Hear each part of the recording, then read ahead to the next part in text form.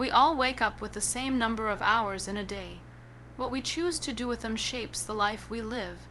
Every morning is a blank page, a second chance, an opportunity to begin again with a heart full of hope and a mind grounded in purpose. There is no magic formula, no perfect routine, just the courage to show up, even when the body is tired and the spirit feels heavy. The sun doesn't ask if you're ready, it rises anyway, and so should we. From the first step out of bed to the last light turned off at night, every action we take, no matter how small, writes the story of who we are becoming.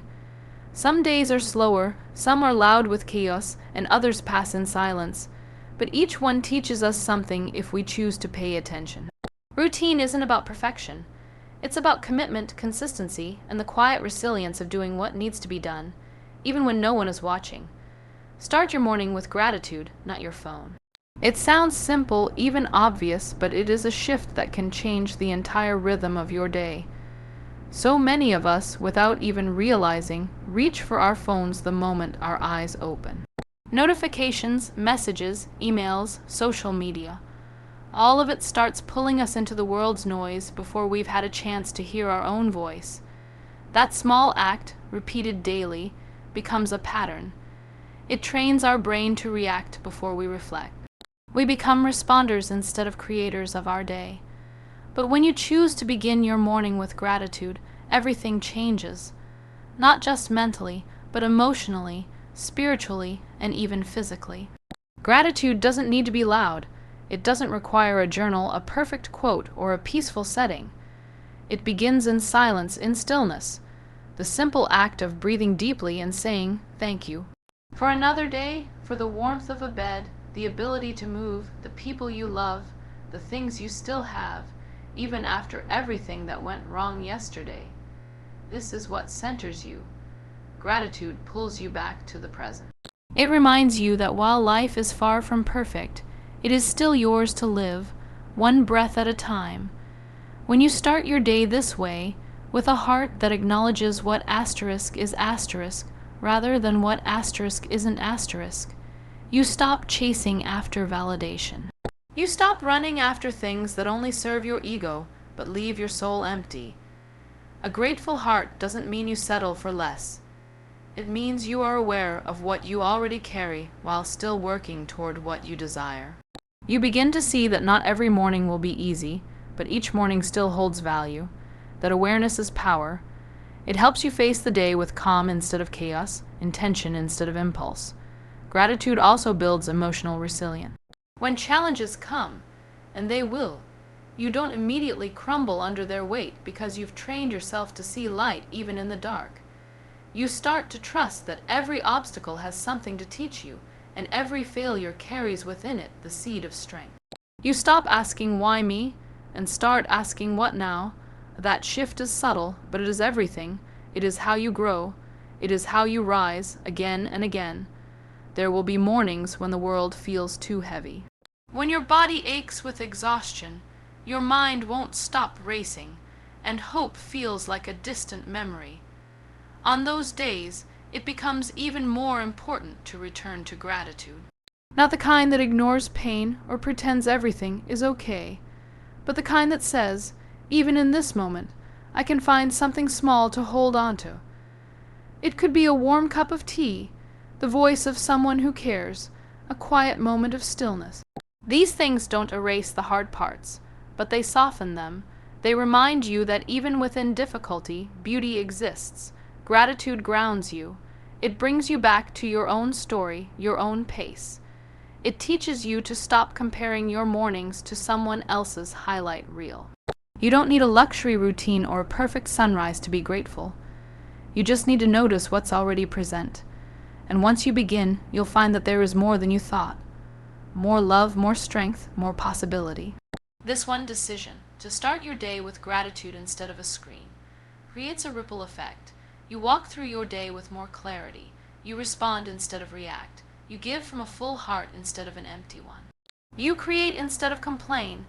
That energy spills into your relationships, your work, yourself, talk, and your dreams. You begin to notice how the world opens up to a person who sees it with thankful eyes. Create a routine that fits your reality, not someone else's. It's easy to fall into the trap of comparison, especially when we're constantly exposed to picture perfect lives through social media. You see someone waking up at 5 a.m. doing yoga by candlelight, sipping green smoothies, reading 3 chapters of a book, all before the sun even rises, and you start to feel like you're failing. But the truth is, what works for one person might not work for another, and there is no universal formula for success. Your routine should be built around your life, your responsibilities, your energy, and your goals, not around someone else's highlight reel. A routine that truly supports you starts with honesty. You have to be brutally honest about who you are, how your day looks, what your priorities are, and what your limitations might be. Maybe you're a student juggling classes and part-time work. Maybe you're a mother raising children with barely a moment to yourself. Maybe you're someone healing from emotional or physical pain, and just getting through the day takes everything you've got. Your routine has to reflect those truths. It has to support you, not shame you. It's not about cramming more into your day, it's about designing a rhythm that gives you stability, peace, and space to grow. It's okay if your routine doesn't look glamorous. It doesn't need to be filled with productivity hacks and color-coded planners. Sometimes it just means carving out 15 minutes in the morning to breathe deeply and drink water. It means preparing your clothes the night before because mornings are rushed. It means eating something nourishing even if it's simple. It means setting small intentions, like staying calm during a stressful meeting or being kind to yourself after making a mistake. These aren't grand gestures, but they are powerful. They build a routine that works for *U*, not the internet, not society, not anyone else. You also have to be flexible. Life changes. Schedules shift, people come and go, health fluctuates. A routine shouldn't be a rigid cage, but a supportive framework. You don't have to wake up at the same time every single day to be disciplined.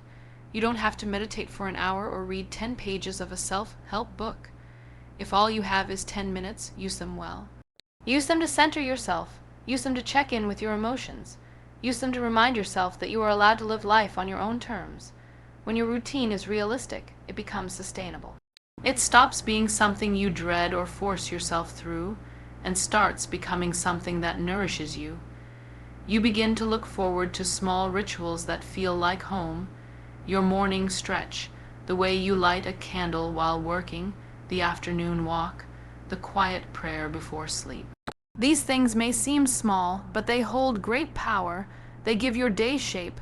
They give your mind peace. They bring rhythm to chaos. A routine grounded in your own reality also helps protect your mental health. You don't waste energy trying to live up to someone else's version of what life should look like. You stop performing and start being *. That authenticity creates a sense of inner alignment. You stop measuring your worth by how many boxes you check off a list and start seeing it in how you show up. With presence, with effort, with love. There's also power in editing. Sometimes we outgrow parts of our routine. Sometimes what worked 6 months ago no longer serves us. That's okay. Letting go of what no longer fits is not failure. It's growth. Be willing to adjust. Be willing to question. Be willing to experiment.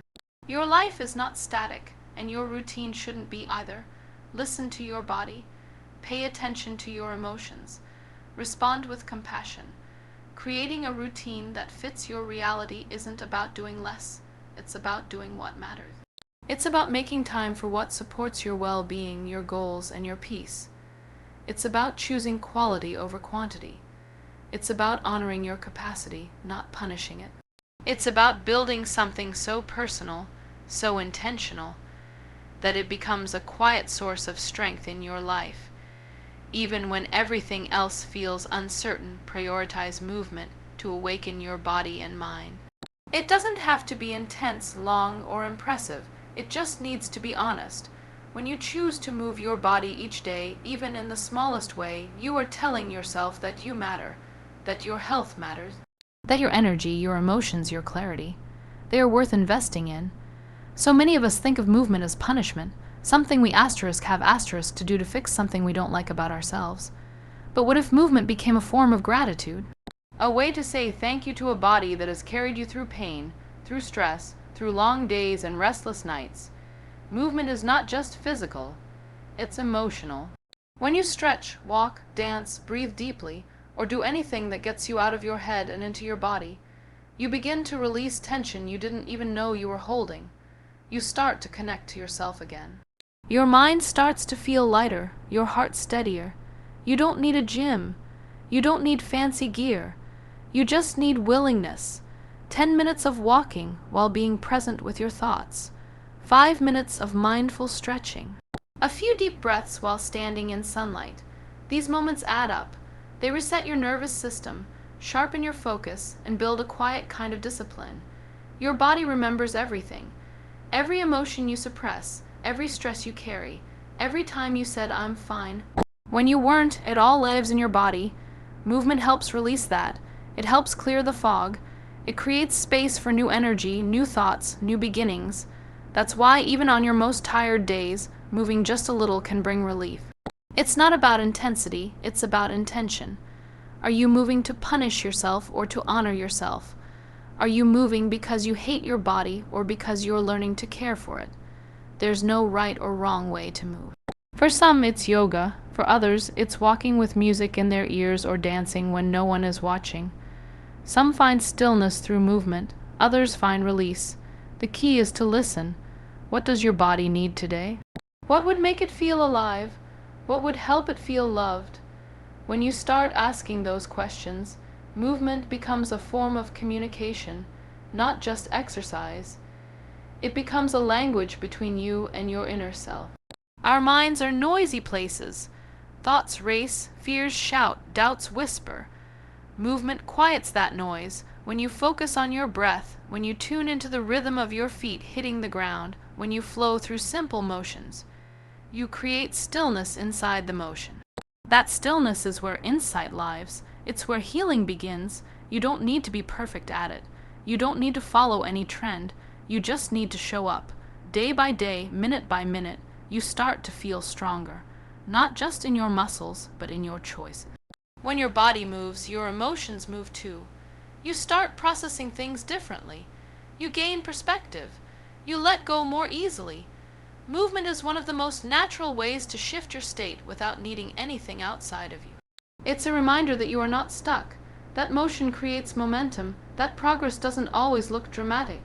It often begins with the decision to simply begin, again and again. There will be days when movement feels hard. Days when your body feels heavy, your mind cloudy, your motivation gone. Those are the days when movement becomes even more powerful. Not because it changes everything instantly, but because it reminds you of your own strength. It says, "I showed up for myself even today." That builds resilience. That builds trust within yourself. You begin to believe in your own ability to keep going. Movement also helps you sleep better, think clearer, and stay grounded in a world that often pulls you in too many directions. It gives you a way to come home to yourself. It's not about weight. It's not about numbers. It's not about how you look. It's about how you feel, and how you feel matters. A lot. So when you plan your day, include movement not as an afterthought, but as a form of self-respect. Make it a priority not because you have to, but because you get asterisk to.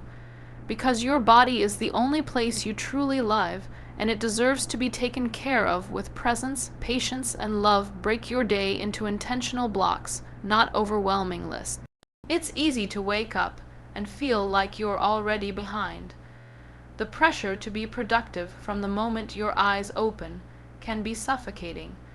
So many of us live by endless to-do lists that never seem to get finished. We chase productivity, thinking that doing more means being better, but what we're really doing is spreading ourselves too thin. That pressure leads to burnout, to guilt, and to feeling like no matter how hard we try, we're never enough. But there is another way, a way that honors both your time and your well-being. It starts with intention, not volume. Your day doesn't need to be filled to the brim. It needs to be focused. When you break your time into blocks, clear, manageable chunks. You create structure without overwhelm. You give your brain a rhythm, your body a pace, and your heart some space to breathe. Each block becomes a container for your energy. You decide what belongs in it. It's not about squeezing in as much as possible. It's about choosing what matters most in that moment. Whether it's 30 minutes for deep work, 15 minutes for rest, or an hour for meaningful connection, each block has purpose, and purpose gives your day meaning. We live in a culture that glorifies multitasking, but the truth is, doing many things at once often means doing none of them well. When you divide your day with clarity, you move from task to task with greater presence. You're not constantly switching gears. You're not fighting against the chaos. You're flowing through your own design. That sense of order brings calm. It reminds you that you're in charge of your time, not the other way around. It also teaches you how to manage your energy, not just your hours. Some parts of the day you may feel focused and clear. Other times you feel slow or emotionally drained. When you learn your natural rhythm, you can schedule accordingly. Use your high energy blocks for the work that demands focus and creativity. Use your lower energy blocks for routine tasks, reflection, or rest. When your schedule matches your energy, your days feel less like a battle and more like a conversation between your body and your responsibilities. Intentional blocks also help you say no without guilt. When your time is already accounted for with care and clarity, it becomes easier to protect it. You don't need to explain or over-justify. You simply know what fits into your day and what doesn't. That boundary is powerful. It helps you make space for what truly nourishes you, not just what's urgent or loud. It shifts your focus from being busy to being aligned. You also begin to realize that rest is not a reward. It's a responsibility. In your blocks of time, rest should not be something you earn. It should be something you schedule. A short walk, a power nap, some quiet time. These are not signs of weakness. They are signs of wisdom. You are not a machine. You are human, and humans need space to recover, to breathe, to feel. When you honor that in your daily rhythm, you become more effective, not less. There is beauty in simplicity. You don't need to accomplish 20 things a day to feel worthy. You need to be intentional with the time you have. Even if your schedule is full of demands, work, family, responsibilities, you can still approach each block with presence. You can still choose to give your full attention to one thing at a time. That shift, from scattered to centered, transforms how you experience your day. It also allows room for reflection. When your day is broken into clear sections, it's easier to look back and ask, what worked, what drained me, what filled me up?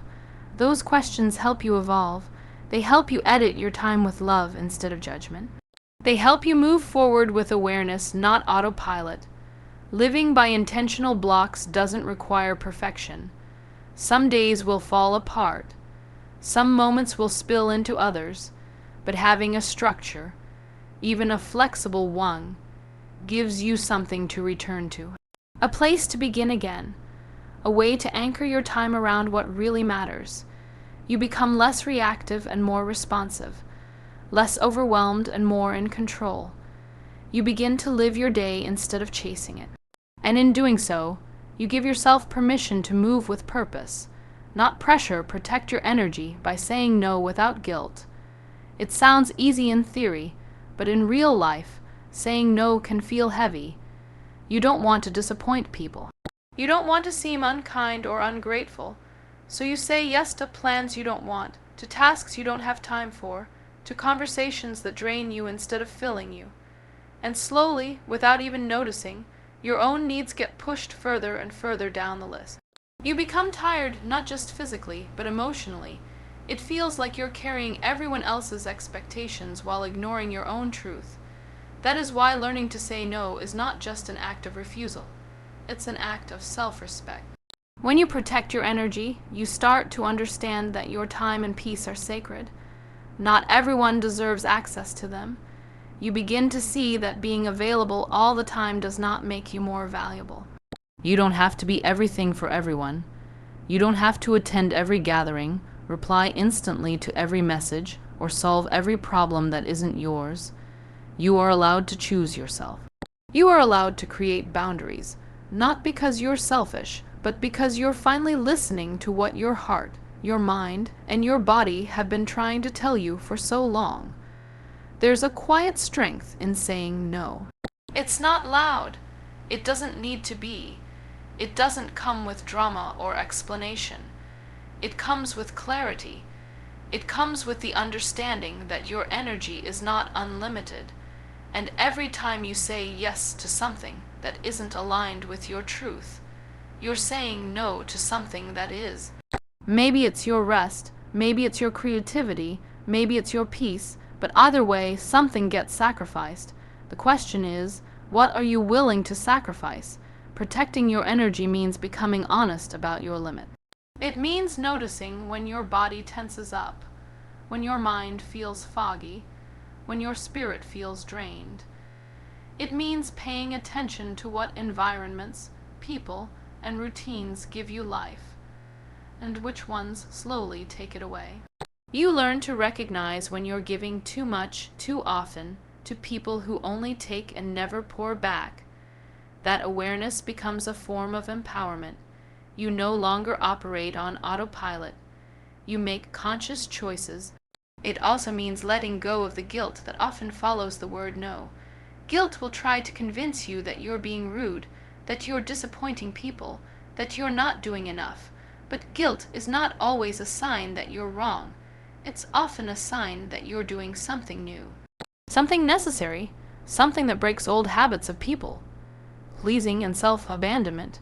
In time, you begin to see that saying no is actually an act of love, not just for yourself, but for others. Because when you protect your energy, you show up more fully, more authentically, more generously for the people and purposes that truly matter. You begin to move through your day with more ease. You make space for what lights you up. You have room to breathe, to think, to feel. Your life becomes less about survival and more about alignment. And alignment is where fulfillment lives. When you are aligned with your values, your priorities, and your truth, everything feels lighter. Even the hard days feel manageable because you're no longer carrying what doesn't belong to you. There will be people who don't understand. People who are used to your yes, your silence, your willingness to bend. They may resist your boundaries. They may question your change, but you are not responsible for their comfort. You are responsible for your own well-being. You don't have to defend your no. You don't have to explain your choices. You just have to stand in them gently but firmly. That strength will grow with practice. Protecting your energy also means learning to rest without shame. It means choosing solitude over noise when you need it. It means spending time in places and with people who uplift you, not deplete you. It means turning inward and asking yourself, what do I need today? And then honoring the answer, even if no one else understands it. You begin to trust that the more you protect your energy, the more powerful, peaceful, and purposeful you become. You stop pouring into what doesn't pour back. You stop shrinking yourself to fit into spaces you've outgrown. You begin to honor your worth, not through words, but through the quiet courage of your choices. End your day with reflection, not regret. The way you close your day shapes how you carry yourself into the next one. Most people fall into bed exhausted, scrolling through their phones, replaying everything they didn't get done, everything that went wrong, everything they wish they had said or done differently. The mind becomes a storm of unfinished tasks and unspoken emotion. Sleep becomes an escape instead of a restoration, and when tomorrow begins, it often carries the weight of yesterday. That's why reflection isn't just a habit. It's a healing. Reflection doesn't mean overthinking. It's not about picking apart every moment or analyzing every word. It's about returning to yourself at the end of the day and asking gently and honestly, what did I learn? What did I feel? What did I need? These questions don't require dramatic answers. Sometimes it's as simple as recognizing that you made it through a hard moment. Sometimes it's realizing you forgot to pause. Sometimes it's acknowledging the courage it took to keep going, even quietly. Reflection allows you to see yourself clearly without judgment. It turns your attention inward where real growth begins. When you reflect, you begin to notice patterns, not to shame yourself, but to understand yourself. You start to recognize what triggers your stress, what drains your energy, and what brings you peace. You see how your choices shape your emotions. You become more aware of how your words affect others, how your thoughts influence your behavior, and how your mindset determines the way you show up. This awareness doesn't happen all at once. It builds over time, like a conversation that deepens the more you listen. Ending your day with reflection also gives you a sense of closure. You no longer carry unfinished emotions into your sleep. You don't wake up feeling like your life is one continuous blur. You create a pause, a soft landing, a moment to say, "I did what I could today." That sentence, when spoken with truth, can be one of the most powerful affirmations. It's not about perfection, it's about presence. You did what you could with what you had, and that is enough. There's also something sacred about taking time to notice the small victories. We often wait for big achievements to feel proud, but growth happens in the quiet, unnoticed moments. When you reflect, you begin to appreciate the effort behind the scenes. The times you stayed calm when you could have reacted. The times you listened when you wanted to speak. The times you showed up even when you didn't feel like it. These are not small things, they are evidence of your resilience. Reflection can take many forms. Some people write in journals, others sit in silence. Some speak their thoughts out loud or pray. The method doesn't matter. What matters is the intention to be honest, to be kind, and to be willing to look at yourself not as a project to fix, but as a person to understand. Reflection is where healing meets honesty. It is where change begins, not through force, but through awareness. You also learn to forgive yourself during reflection. Maybe you said something you regret. Maybe you didn't meet your goal. Maybe you didn't handle a situation the way you wish you had. Reflection gives you the space to own those moments without letting them define you. You stop punishing yourself and start learning from yourself. That shift from shame to self-compassion changes everything. You stop carrying the weight of guilt and start holding the wisdom of experience. Ending the day with reflection creates emotional balance. It allows you to release the noise of the world and return to your inner voice. It becomes a ritual that grounds you, reminding you that no matter how busy, messy, or uncertain life gets, you always have a place within yourself to return to. That inner home becomes stronger every time you pause to reflect. Even if the day didn't go as planned, even if it was full of frustration or sadness, reflection gives you back your power. It helps you process, not suppress. It teaches you to move forward with awareness rather than avoidance. You stop escaping your life and start engaging with it, one day at a time. The more you reflect, the more intentional your actions become. You start to live on purpose, not just out of habit. You begin to shape your days from the inside out, anchored in truth, not just task.